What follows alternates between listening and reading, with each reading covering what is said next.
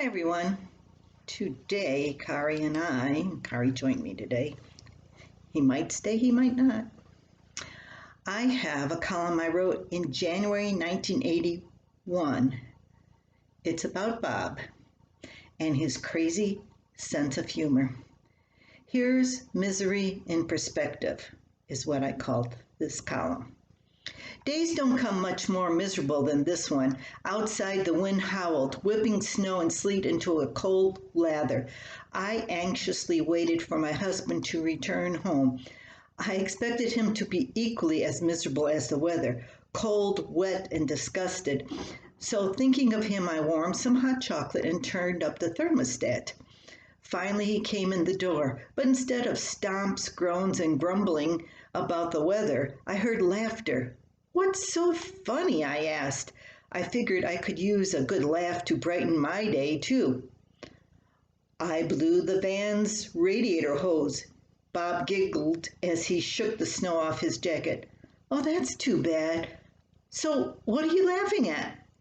"The radiator hose on the van. It split in two, rotten clear through." Bob continued laughing as he removed an icicle from his chin.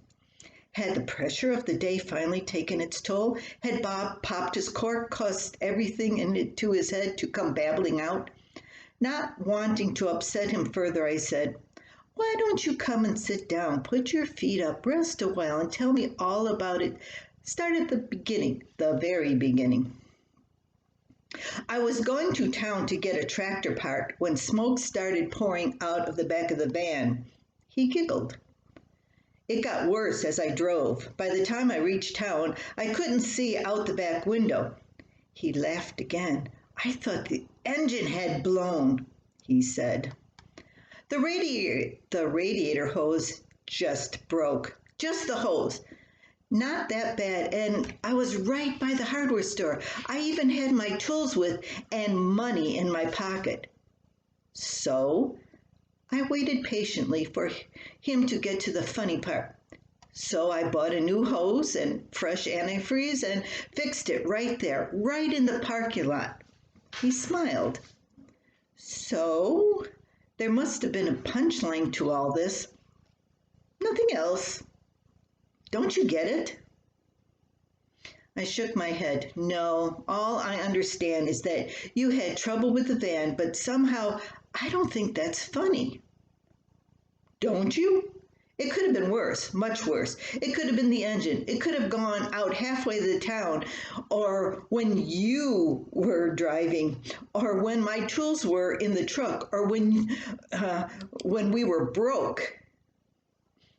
"I'm not laughing," I told him as I lowered the thermostat.